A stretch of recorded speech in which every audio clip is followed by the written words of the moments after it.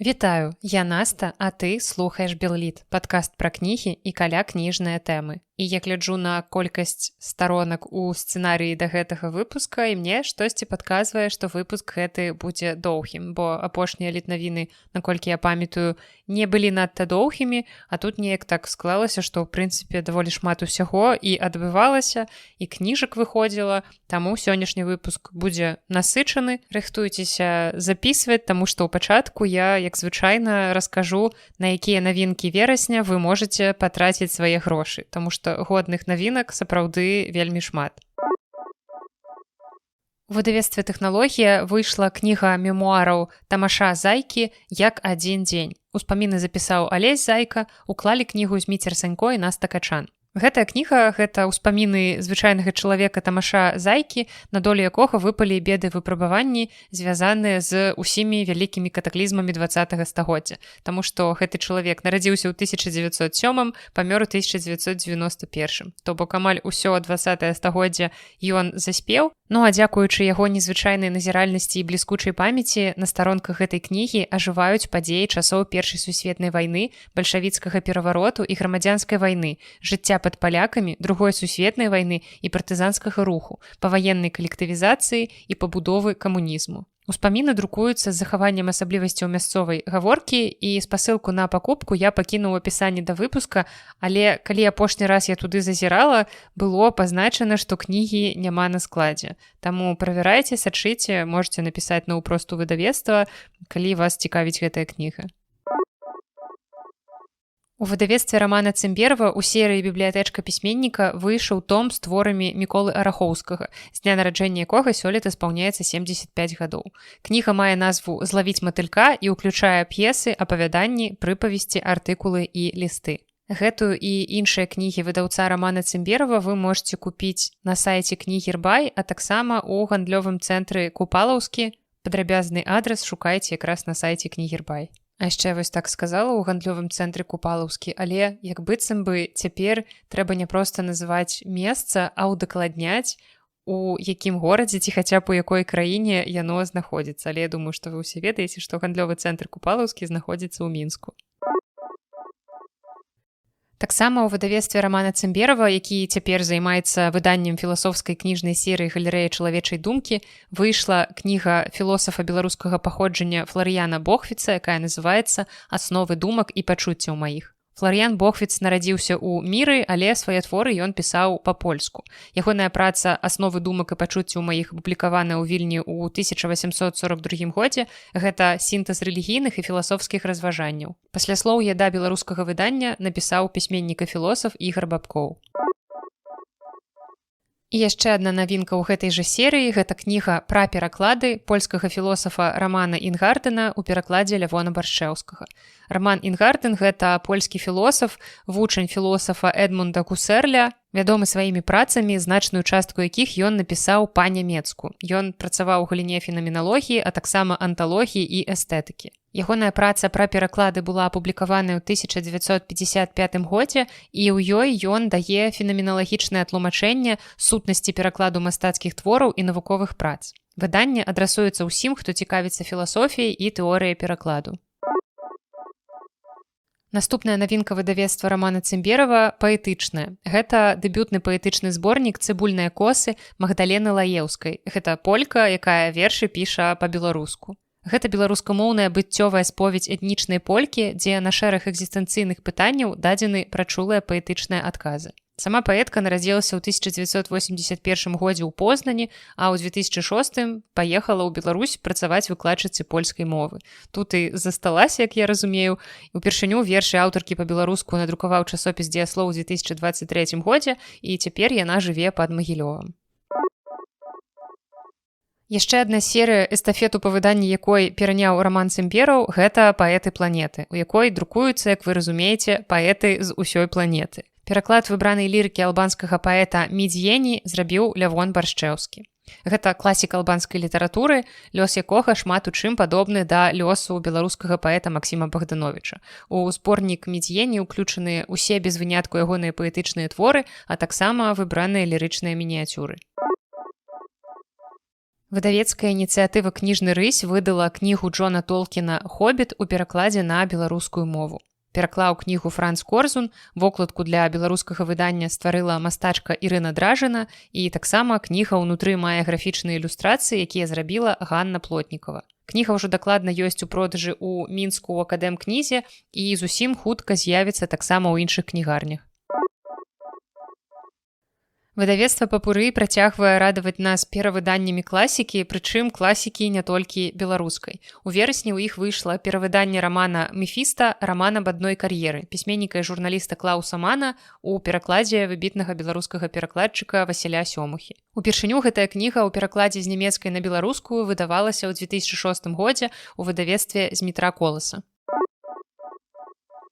Наступнае перавыданне класікі ад Папуры – гэта карэла-фінскі эпас Калівала ў перакладзе лінгвіста і пісьменніка Якуба Лапаткі, які за гэтую працу ў Фінляндыі быў узнагароджаны прэміяй эпас. Ну а таксама Якуб Лапатка вядомы тым, што стаў першым лаўрэатам перакладчыцкай прэміі імя Карласа Шэрмана. Але пра гэтую прэмію мы з вамі ў сённяшнім выпуску яшчэ пазней пагаворым. Упершыню Калівала па-беларуску выходзіла ў 2015 годзе зноў жа ў выдавецтве Змітра Коласа.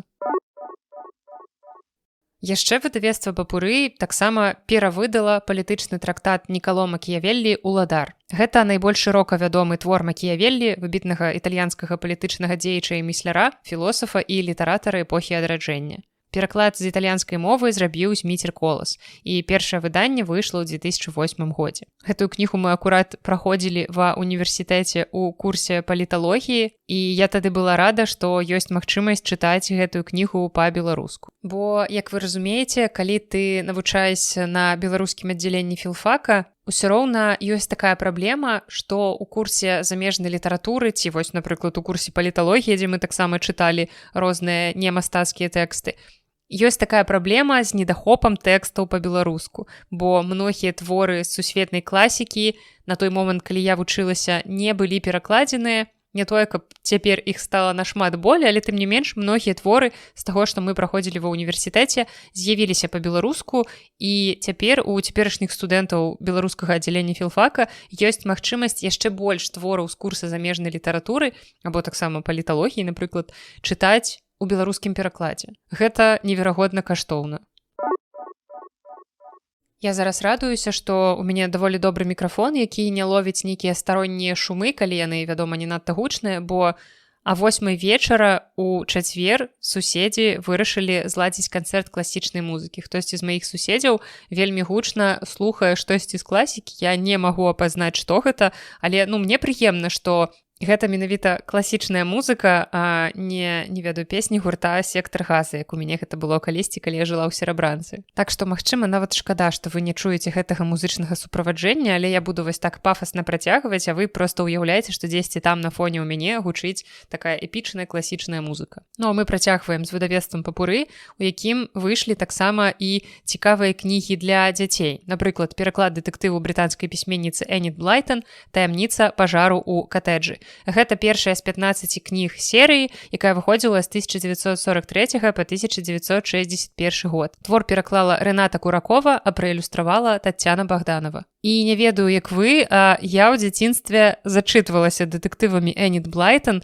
Наогул, дэтэктыў у дзяцінстве быў, хіба маім галоўным літаратурным жанрам. Я паглынала літаральна ўсё, што было ў бібліятэцы, і калі ў нейкі момант дзіцячыя дэтэктывы скончыліся, такое адбылося сапраўды, я перайшла на дарослыя дэтэктывы, і вы ўжо чулі пра той перыяд, калі я чытала кнігі накшталт Дар'і Данцовай, вось гэта быў акурат той перыяд, таму што не было нічога іншага, можа быць, мне яшчэ было неяк ранавата чытаць даволі сур'ёзныя дэтэктывы, хаця ўжо Шэрлака Холмса я тады прачытала, але, магчыма, нейкія дэтэктывы кшталту якога-небудзь Чэйза ці Стаута мяне не так цікавілі, бо гэта былі нейкія такія суровыя мужыцкія дэтэктывы. А вось лёгкія іранічныя дэтэктывы Дар'і Данцовай гэта было акурат тое, што трэба дзіцяці, і таму я з захапленнем іх чытала. Ну а цяпер з такім жа захапленнем, калі з нябольшым захапленнем, я перачытаю гэтую кнігу Энід Блайтон па-беларуску. У выдавецтве Хохрот Мінск выйшла новая кніга паэта Фелікса Аксёнцева з назвай 2/3, хіба так? чытаецца гэты дроб, якую праілюстраваў Андрэй Дарохін. Зборнік 2/3 складаецца з 10 беларускіх вершаў, 8 беларускіх тэкстаў песень і 14 расійскамоўных вершаў. Рэдактарам кнігі выступіў Сергей Шупа. Дарэчы, сёння 2 кастрычніка Сергей Шупа святкуе свой дзень народзінаў. Я ведаю, што ён слухае мой падкаст, таму перадаю прывітанне Сергею, і сёння я акурат на працы ў кнігаўцы рыхтавала пост з віншаваннем Сергея і збірала з паліцаў кнігі, якія пераклаў Сергей. І вось літаральна пару дзён таму, калі быў дзень перакладчыка, я фатаграфавалася з тымі кнігамі, якія пераклала я, якіх усяго 2, і у пасце так нясціпла марыла, што калісьці кнігі, якія я пераклала, не будуць змяшчацца ў мяне ў руках. Магчыма, я буду фатаграфавацца побач з кніжнай паліцай, а можа быць, можна трохі пафантазіраваць, гэта будзе і цэлая кніжная шафа. Дык вось мне падаецца, што Сергей Шупа той чалавек, які ўжо хіба можа фатаграфавацца побач з кніжнай шафай, якая складаецца з тых кніг, якія ён пераклаў. Я думаю, што імя Сергея вам усім добра знаёмае. Як мінімум адну, а можа быць нават і больш кніг у ягоным перакладзе вы чыталі, і я зычу Сергею, каб гэтых кніг з'яўлялася толькі ўсё больш і больш, каб ён перакладаў тое, што яму цікава, каб гэта супадала з тым, што цікава і нам, і каб мы кайфавалі ад ягоных перакладаў, або каб ён адкрываў нам новыя чарговыя творы, якія, можа быць, мы наўрад ці калі-небудзь прачыталі б, калі б іх не пераклаў Сергей Шупа. Прынамсі, я магу сказаць гэта дакладна пра «Сараеўская Мальбара» Міленкі Ерхавіча. Наўрад ці б калі-небудзь я дабралася да гэтага, а аказалася, што гэта вельмі цікавы твор. Таксама магу тое ж самае сказаць пра Кульбака, бо мне ніколі асабліва не была цікава яўрэйская культура, яўрэйская літаратура, але праз Сергея Шупу мы зараз паступова яе адкрываем. Таксама мяне чакае хутка сустрэча з літоўскай літаратурай, таксама дзякуючы Сергею. Таму мне здаецца, што Сергей Шупа чалавек, які пашырае нашы літаратурныя гарызонты, можна і так сказаць, бо акрамя вось нейкіх сусветна вядомых твораў кшталту «Восені патрыярха» Маркіса, ён перакладае для нас тое, што, магчыма, самі мы сапраўды не адкрылі б. Яшчэ вось успамінаю 7 добрых гадоў Керыта, наогул адна з маіх найулюбёнейшых кніжак ever, таму вось за адну гэтую кнігу ўжо выказваю Сергею Шупу рэспект. Ну, а мы ідём далей, і выдавецтва «Хохрот» выдае кнігі не толькі па-беларуску ці па-руску. Яно таксама выдае кнігі на іншых мовах, і ў верасні ў іх выйшла новая кніга паэзіі Віктара Жыбуля у перакладзе на нямецкую мову. Зборнік называецца, я не прачытаю гэта па-нямецку, па-беларуску можна гэта перакласці як «Мурэна грыб». Пераклады зрабіў Томас Вайлер, вядомы сярод іншага як перакладчык «Сабак Еўропы» Альгерда Бахарэвіча, а ілюстрацыю да кнігі намаляваў сын аўтара Кастусь Жыбуль. Калі не памыляюся, да таго зборніка Віктара Жыбуля, які выходзіў у выдавецтве «Хохрот» па-беларуску, таксама ілюстрацыю маляваў ягоны сын Кастусь, і гэта выглядала сапраўды вельмі прыгожа. І яшчэ адна навінка выдавецтва «Хохрот Мінск» – гэта новая кніга вершаў, зборнік паэткі Маргарыты Аляшкевіч «Нескладова і троху лацінкай». Паводле анатацыі, гэта другая кніга аўтаркі, апошнія 5 гадоў беларускага жыцця, падгледжаная паэткай са сваёй званіцы. Ініцыятыва «Бай прасвет», якая раней збірала сродкі на выданне аповедаў пра беларускіх жанчын, выпусціла кнігу «Патаемная спадчына. Казкі пра беларускіх жанчын», аўтарамі якой стаў цэлы калектыў. У першым томе чытачы знойдуць казкі Лявона Маліноўскага, Уладзіміра Арлова, Светы Бень, Тацяны Гайдук, Кацярыны Ваданосавай, Наталі Сянчук і Андруся. У ролі ілюстратараў выступілі Наталка Кукс, Воля Маліноўская, Яна Каспяровіч, Юна Новікова, Александра Канафальская, Ксенія Лагавая і Андрусь. Першы том «Патаемнай спадчыны» змяшчае 7 казак пра выдатных беларусак, якія жылі ў розны час, ад сярэднявечча да пачатку 20-го стагоддзя. У школьных падручніках гэтых жанчын амаль не згадваюць, а разам з тым яны адыгралі значную ролю ў гісторыі Беларусі і свету. І мне сама задума гэтай кнігі нагадала кнігу, на жаль, я не ведаю, як яна называлася ў арыгінале, яна выходзіла па-руску ў перакладзе «Сказкі на ноч для юных бунтарак», і быў такі невялічкі скандал, калі людзі даведаліся, што ў рускім выданні з гэтай кнігі, якая складалася з гісторый знакамітых жанчын, там літаральна на одну старонку была гісторыя кароткая пра жыццё нейкай знакамітай вядомай жанчыны, і побач была ілюстрацыя гэтай жанчыны, выява, зробленая, кожная ілюстрацыя была зробленая асобным мастаком новым. І вось у рускім перакладзе з гэтай кнігі знікла старонка пра дзяўчынку трансгендера. Канешне, ўсё зразумела, тады яшчэ ў іх не было прынята ніякіх гэтых законаў пра прапаганду ЛГБТ, пра ўсе гэтыя каштоўнасці, але тым не менш цэнзура была ўжо тады.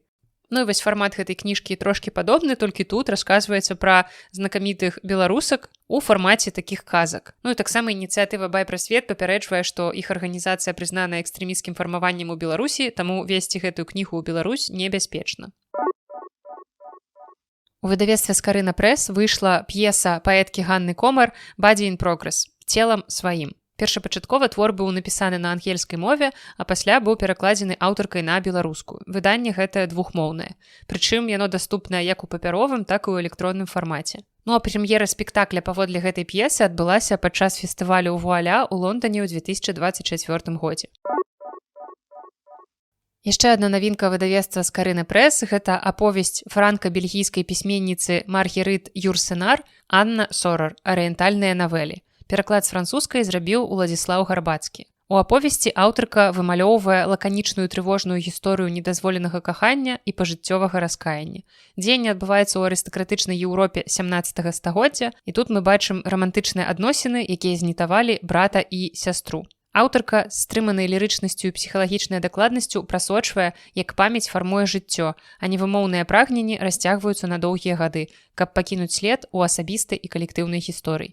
Пісьменніца без маралізму і ацэнкі вымалёўвае сапраўдныя пачуцці, упартасць і моц чалавечага жадання. Яшчэ ў верасні выдавецтва «Скарына прэс» выдала матэрыялы міжнароднай канферэнцыі, прысвечанай Вацлаву Ластоўскаму, якая праходзіла ў Лондане ў 2023 годзе ў скарынаўскай бібліятэцы.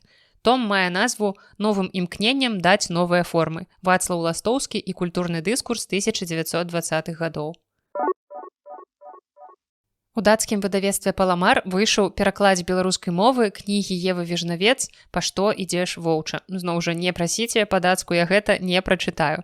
Пераклаў аповесць Гаральд Гартвік Епсен. Таксама звярніце ўвагу, як прадуктыўна кніга перакладаецца на замежныя мовы. Раней яна ўжо выходзіла ў перакладах на нямецкую, чэшскую, шведскую, нарвежскую, польскую. І таксама ў выдавецтве паведамілі, што ў працэсе падрыхтоўкі ўжо ёсць іншыя пераклады. Ці стане «Па што ідзеш воўча» самай перакладанай беларускай кнігай, мы паглядзім, як усё будзе. Ну а калі вы слухаеце мяне з Даніі, то, па-першае, прывітанне вам. Калі-небудзь, магчыма, я да вас даеду. Ёсць такая мара, такое жаданне.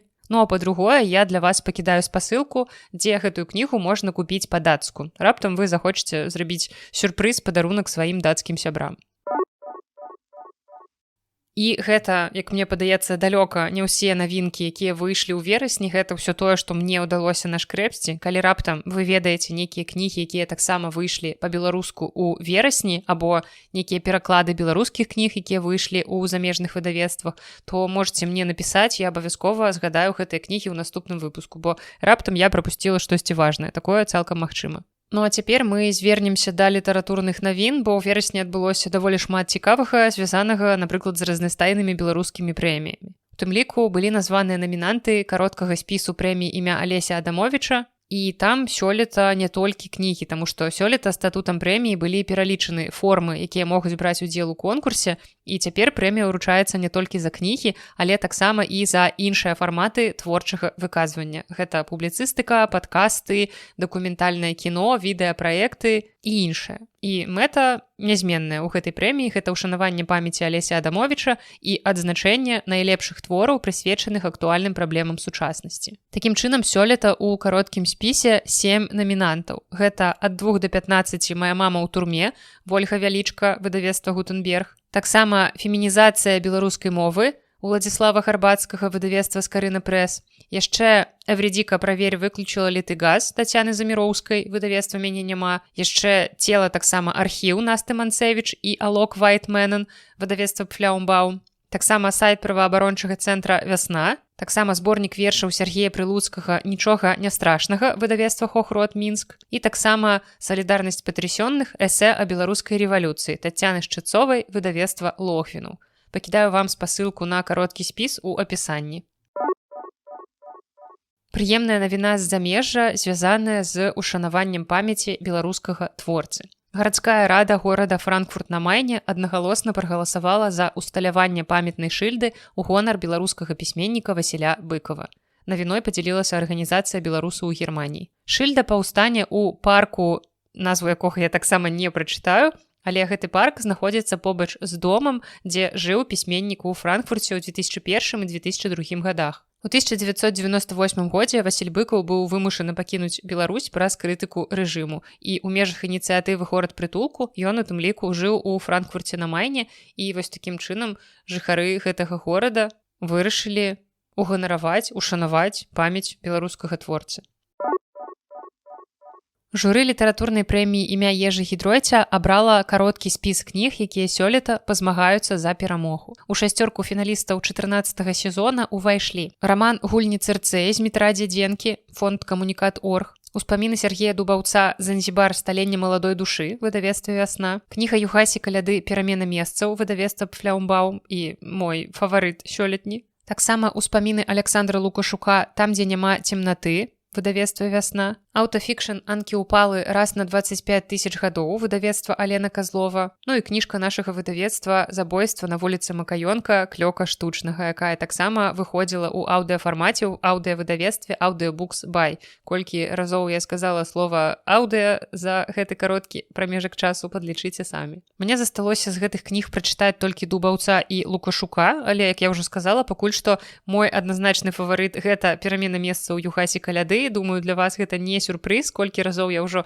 за апошнія выпускі з моманту выхаду гэтай кнігі гаварыла пра яе, але паглядзім, як яно будзе, калі я дачытаю ўсе кнігі, магчыма, маё меркаванне зменіцца. Асобны выпуск пра шасцёрку фіналістаў я рыхтую на пачатак лістапада, таму што арганізатары прэміі абвясцілі дату ўручэння, якая будзе 15 лістапада у Гданьску. Там, акрамя ўрачыстай цырымоніі, будуць розныя сустрэчы, дыскусіі, іншыя мерапрыемствы, таму чакаю вас ужо традыцыйна, ужо які год гэтая прэмія адбываецца ў Гданьску. У суботу 15 лістапада пабачымся зноў там, у Еўрапейскім цэнтры салідарнасці, уваход на ўсе мерапрыемствы вольны. Кароткі спіс пакідаю вам у апісанні да выпуска. Далей яшчэ трошкі месцаў і мерапрыемстваў, дзе мы з вамі ў найбліжэйшы час можам сустрэцца. Абвешчаны гарады і даты фестывалю «Прадмова», які сёлета пройдзе ўжо 7-й раз. Гэтым разам падзеі будуць адбывацца ў Вільні, Празе, Познані і Варшаве. І сёлетні лозунг фестывалю «Птушкі без гнёздаў». Гэта адсылка да Ларысы Геніуш, якая стала сімвалам нязломнасці і вернасці сваім ідэалам. Распачнецца фестываль у Вільні 10-12 кастрычніка, і асабіста я буду вас дакладна чакаць 11 кастрычніка ў клубе «Павільёнас» а 13 гадзіне 50 хвіліне. Мы з іншай падкасцеркай і кніжнай блогеркай Кацяй Трубовіч, якая вядомая вам як кніжныя размовы, пагутарым пра лёс літаратурных падкастаў. Далей, з 24 па 26 кастрычніка прадмова будзе ў Празе. Там я буду 26 і запрашаю вас у 17:10, пляцоўку потым удакладню, і там мы з Макарам абмяркуем феномен букток літаратуры. Я даўно мару пра гэта запісаць асобны выпуск падкаста і пачну вось выступлення на фестывалі. Раскажу пра тое, што такое наогул гэты букток, як, чаму раптам там сталі папулярныя кнігі і як здараецца, што менавіта букток уплывае на цяперашнюю кніжную індустрыю. І кнігі, якія вірусяцца там, становяцца сапраўднымі хітамі ў жыцці, і людзі купляюць іх мільённымі накладамі. Далей 7-9 лістапада прадмова наведае Познань, і скончыцца фестываль 21-24 лістапада ў Варшаве. Пра цікавыя мерапрыемствы, якія будуць у польскіх гарадах, я раскажу вам трошкі пазней. Ну а спасылку на поўную праграму мерапрыемства ў межах фестывалю я пакідаю ў апісанні. Журы прэміі за найлепшую кніжную вокладку імя Міхала Анемпадыстава абвясціла поўны спіс намінантаў. Сёлета да ўдзелу ў конкурсе дапусцілі 41 кнігу. 3 з іх складаюць адну серыю, таму яны былі заяўлены на разгляд разам. Увесь поўны спіс вам пералічваць не буду, але пакіну яго ў апісанні. І, як вы бачыце, восень — гэта такі гарачы сезон, калі ажываюць усе літаратурныя прэміі, таму навінаў пра гэта ў найбліжэйшы час будзе вельмі шмат. Не толькі ў Беларусі, але таксама і сярод сусветных прэмій. Ну а журы прэміі імя Карласа Шермана для перакладчыкаў зацвердзіла поўны спіс намінантаў. За 2023 год прэтэндуюць на галоўную ўзнагароду 28 кніг, а за 2024 — 29 кніг.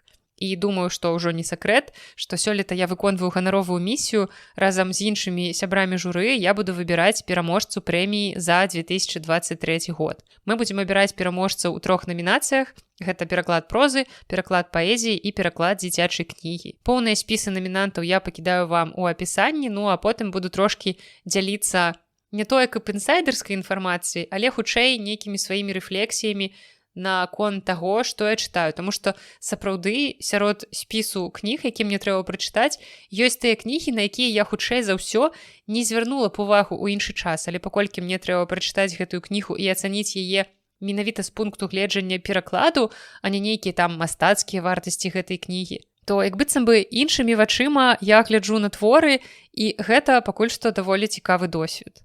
Пакуль што да сярэдзіны кастрычніка нам трэба абраць з гэтага поўнага спісу доўгі спіс, які будзе складацца з 60 кніг, 6 працяжнік 10. Ну а далей ужо будзем максімальна змяншаць гэтую колькасць. Міжнародны саюз беларускіх пісьменнікаў рады абвясціць новы набор у школу маладога пісьменніка. Школа працуе з 2012 года як нефармальны адукацыйны праект для маладых літаратараў. На практычных занятках з пастаяннымі выкладчыкамі, лекцыях і майстар-класах запрошаных навукоўцаў і аўтараў маладыя людзі вучацца аналізаваць творы папярэднікаў, пісаць свае тэксты, а таксама слухаць сябе да абмяркоўваць творы сваіх аднагрупнікаў. Сёлета выкладчыкамі школы сталі Ульяна Верына, Марына Казлоўская і Андрэй Хадановіч. Навучанне працягваецца з лістапада 25 года па травень 26 года. Заняткі будуць праходзіць па суботах. Навучанне гэтае бясплатнае, но дыстанцыйнае. Гэта будуць онлайн-сустрэчы, таму краіна, у якой вы зараз знаходзіцеся, яна абсалютна не мае ніякага значэння. Можаце пакідаць заяўку. Пажаданы ўзрост удзельнікаў і удзельніц гэта да 35 гадоў. Мне засталося не так шмат гадоў, каб паспрабаваць падаць туды заяўку, але пакуль што такіх амбіцый у мяне няма. Заяўка павінна ўключаць уласны мастацкі твор любога жанру або фрагмент твора, прычым можа быць як на беларускай, так і на рускай мове. Таксама вы павінны напісаць матывацыйны ліст з адказам на пытанне, чаму вы ўласна хочаце трапіць у гэтую школу. Ну і таксама скласці спіс з 50 кніг, якія на вас паўплывалі найбольш, 5 працяжных 10. Дэдлайн заявак 20 кастрычніка 25 года, ну а падвядзенне вынікаў гэта канец кастрычніка. Першыя заняткі пачнуцца ўжо 1 лістапада. Астатнія падрабязнасці чытайце па спасылцы ў апісанні, і я спадзяюся, што кагосьці з вас я зараз натхню на тое, каб сапраўды падаць заяўку, бо гэта вельмі вартая ініцыятыва, і ёсць пазітыўныя прыклады людзей, якія сапраўды пасля гэтай школы выдавалі ўласныя кнігі і можна сказаць, што нейкім чынам ужо замацаваліся ў літаратурнай сферы. Ну і літаральна вось на днях, пакуль я рыхтавала сцэнарый да гэтага выпуска, прыйшла навіна пра чарговыя забароны кніг. Гэта не той спіс, дзе кнігі экстрэмісцкія, а той спіс, дзе кнігі, якія шкодзяць нацыянальным інтарэсам краіны. Што б гэта ні значыла. Такім чынам, Міністэрства інфармацыі забараніла яшчэ 32 кнігі. Гэта азначае, што з сённяшняга дня іх распаўсюджваць на тэрыторыі Беларусі забаронена. У прыватнасці ў спіс трапілі кнігі, напрыклад, Сашы Філіпенкі, гэта «Чырвоны крыж» і «Слон». Цікава, што іх не зацікавілі іншыя кнігі Філіпенкі, ну ладно, окей, можа быць, да іх яшчэ дойдзе чарга. Таксама яны забаранілі кнігі мужчын, без якіх я проста не ўяўляю, як прайшло б маё юнацтва. Гэта Ірвін Уэлш, гэта Хантер Томпсон, усе гэтыя цудоўныя мужчыны з аранжавай серыі «Контркультура», якія рабілі маё жыццё ў падлеткавыя гады трошачкі лепш. Што абазначае наогул гэты спіс? Гэта значыць, што калі гэтыя выданні будуць дзесьці ў кнігарні знойдзеныя, то Міністэрства інфармацыі анулюе тэрмін дзеяння пасведчання аб дзяржаўнай рэгістрацыі, якое выдаецца арганізацыі як распаўсюдніку кніг. Таму у беларускіх кнігарняў чарговая нагода перабраць свой асартымент. 29 верасня на вайсковых могілках Варшавы перапахавалі парэшткі пісьменніка Сергея Пясецкага. На мерапрыемстве прысутнічаў прэзідэнт Польшчы Караль Наўроцкі, а на надмагільнай пліце можна ўбачыць залатыя зоркі, гэта адсылка да рамана «Каханак вялікай мядзведзіцы». Гэта паўторнае пахаванне Пясецкага, таму што першапачаткова ён быў пахаваны ў Велікабрытаніі на могілках Бороу Сэмітары ў Гасцінгсе. Польскі інстытут нацыянальнай памяці, дзейнічаючы па ўзгадненні з сям'ёй Пясецкага, узяў на сябе эксгумацыю цела пісьменніка і перавозку яго ў Варшаву.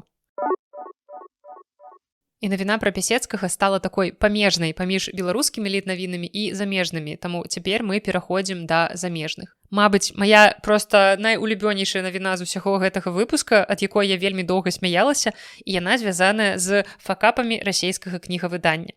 Расійскія выдавецтвы выдумляюць японскіх аўтараў, выдаючы за іх капірайтараў, якія абсалютна ніяк не звязаныя з Японіяй. Напрыклад, выдавецтва АСТ выпусціла кнігу «Ямата. Японскі імператарскі дом». На вокладцы пазначаны аўтар Хаясі Хіросі, але ў крамах падпісаны сапраўдны аўтар Андрей Шляхов. Таксама ёсць такая кніга, як «Японцы», і ў прадмове літаральна на першым радку напісана «Эта кніга напісана японцам для іностранцаў».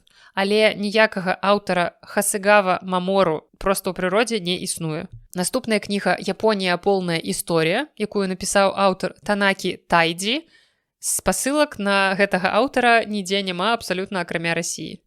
Ну а выдавецтва «Время» прыдумала цэлую японскую паэтку эпохі Хэйян і выдала 2 кнігі з перакладамі вершаў, якія ніколі не існавалі ў арыгінале. І я выдатна разумею, што стварэнне літаратурнага персанажа і напісанне кніг ад яго імені – гэта, ў прынцыпе, нармальная практыка. Літаратурныя містыфікацыі былі ва ўсе часы, мы ў беларускай літаратуры таксама маем такія містыфікацыі, але тут мы бачым не спробу літаратурнай містыфікацыі, мы бачым спробу выдаць гэтыя творы за аўтэнтычна японскія. Ну а словы, што гэтая кніга напісаная японцам, у прадмове да кнігі гэта наогул нейкая абраза чытачоў, абраза аўтараў, спецыялістаў па японскай літаратуры і ўсіх, колькі іх там мільёнаў японцаў. Ну і да таго ж мне цікава, наколькі гэта ўсё легальна з юрыдычнага пункту гледжання, таму што, па сутнасці, выдавецтвы такім чынам уводзяць пакупнікоў у зман. Ну і цяпер вельмі цяжка давяраць выдавецтвам з аўтарамі з іншых краін, таму што мне падаецца, што вось гэтыя нібыта японскія аўтары гэта толькі вяршыня айсберга. Ва ўкраіне прадставілі першы ўкраінскі раман, цалкам напісаны вачыма. Аўтарка Марына Барадзіна – гэта ўкраінская актрыса, тэлевядучая і пісьменніца, якая захварэла на вельмі рэдкую хваробу БАС – бакавы аміятрафічны склероз, якая паступова паралізавала цела жанчыны на 70%. Вам гэтая хвароба хутчэй за ўсё знаёмая ў сувязі з асобай Стывена Хокінга, у яго таксама быў БАС. Ну і дзякуючы спецыяльнай праграме, якая дазваляе друкаваць тэкст толькі рухамі вачэй, Марына атрымала магчымасць стварыць кнігу. І яе кніга «Проты вітру» – гэта ліст любові да жыцця, напісаны жанчынай, якая ўжо не можа гаварыць, але гаворыць гучней за ўсіх. У Великабрытаніі журы букераўскай прэміі абвясціла спіс фіналістаў. У шорт-ліст увайшлі 6 аўтараў. Там ёсць як навічкі, так і тыя, хто ўжо бываў у намінацыі на букер і нават станавіўся уладальнікам гэтай прэміі. Такім чынам, сёлета шорт-ліст букераўскай прэміі наступны. Бен Маркавіц «The Rest of Our Lives», Сьюзен Чой «Flashlight», Кэці Кітамура «Audition», Эндрю Миллер «The Land is Winter», Давід Салай «Flash», Кіран Десай «The Loneliness of Sonia and Sunny». Кнігу «Flash» я ўжо прачытала, расказвала вам пра яе трошкі раней, таму што аўтар хоць і піша па-англійску, але ён мае венгерскае паходжанне. І герой гэтай кнігі, якраз венгар, частка падзей адбываецца ў Будапешце. Ну а Кіран Десай 20 гадоў таму ўжо станавілася лаўрэаткай букераўскай прэміі з раманам «Спадчына спустошаных», а Эндрю Миллер і Давід Салай у розныя гады траплялі ў шорт-ліст гэтай прэміі. Лаўрэат букераўскай прэміі будзе абвешчаны трошкі раней, чым лаўрэат прэміі Гідройця на 5 дзён 10 лістапада. Цяжка прадбачыць, якую літаратуру нашы нашчадкі назавуць класікай першай паловы 21 стагоддзя. Міжнародная група навукоўцаў правяла даследаванне і выказала меркаванне, што некаторыя раманы жывуць стагоддзямі праз любоў чытачоў да пэўнага спосабу пабудовы сказаў. Спецыялісты пад кіраўніцтвам вучонай Леао Ван з Йоркскага універсітэта ў Таронта прааналізавалі 300 англамоўных раманаў, апублікаваных у перыяд з 1909 па 1923 год. Што важна, палова кніг, якія яны абралі для свайго даследавання, уваходзіць у сучасныя падборкі бестселераў. А астатнія кнігі былі папулярныя толькі на працягу некалькіх гадоў пасля іх выхаду, то бок яны не прайшлі праверку часам. Аўтары працы навучылі AI-мадэль аналізаваць тэксты так, каб яна магла выяўляць заканамернасці ў выкарыстанні слоў і пабудове сказаў. Як высветлілася, раманы-бестселеры мінулага стагоддзя былі даўжэйшыя за кнігі, якія папулярныя і дагэтуль. Пры гэтым аўтары першых выкарыстоўвалі больш гутарковай лексікі і знакаў прыпынку. Кнігі, якія папулярныя сярод сучасных чытачоў, былі карацейшыя, але пры гэтым змяшчалі больш доўгія сказы і багацце складанай лексікі. Паводле меркавання даследчыкаў, гэта можа азначаць, што пазачасавыя бестселеры патрабуюць ад людзей большай засяроджанасці, але наўзамен дораць ім незабыўны досвед поўнага апускання ў іншы свет.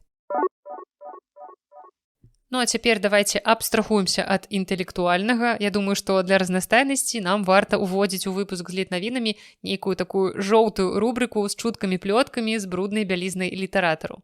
Сюды будуць трапляць навіны пра чарговае абвінавачванне пісьменніка ў харасменце, пра іх нейкія выказванні на нелітаратурныя тэмы, як у Джоан Роўлінг, пра трансгендеру, ну а таксама нейкія там цікавыя любоўныя гісторыі. Ну і паколькі зараз у сувязі з выхадам новай кнігі ва ўсіх навінах толькі Дэн Браўн, то сёння ў жоўтую рубрыку трапляе менавіта ён. Аўтар бестселлера «Код да Вінчы» ажаніўся з адной з 4 жанчын, якіх яго былая жонка Блайт абвінавачвала ў рамантычных сувязях з пісьменнікам. У 2018 годзе Дэн Браўн развёўся са сваёй жонкай Блайт, а ў 2020 яна падала на пісьменніка ў суд, абвінаваціўшы яго ў зняцці сродкаў з сумесных банкаўскіх рахункаў для забеспячэння 4 палюбоўніц: асабістай трэнеркі, стылісткі, жанчыны-палітыка з вострава Ангілья і наездніцы, якую сама Блайт наняла для навучання верхавой яздзе.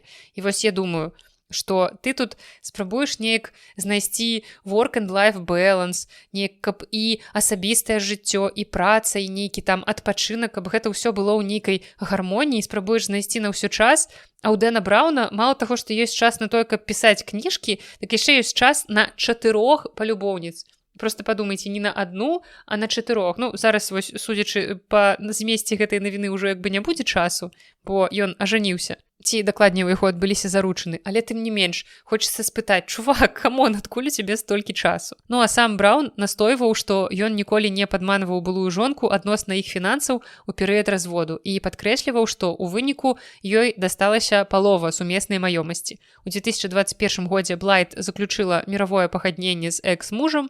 Ну а цяпер 61-гадовы Браўн заручыўся з адной з 4 меркаваных палюбоўніц, згаданых у іску. Гэта галандская наездніца Джудит Пітерсон, якая маладзейшая за яго на 27 гадоў. Пра вяселле пісьменнік абвясціў у сваёй новай кнізе «Таямніца таямніц», дзе ў пасляслоўі ён выказвае глыбокую падзяку сваёй нявесце Джудит Пітерсон. Такі вось цікавы мужчына, аказваецца, гэты Дэн Браўн.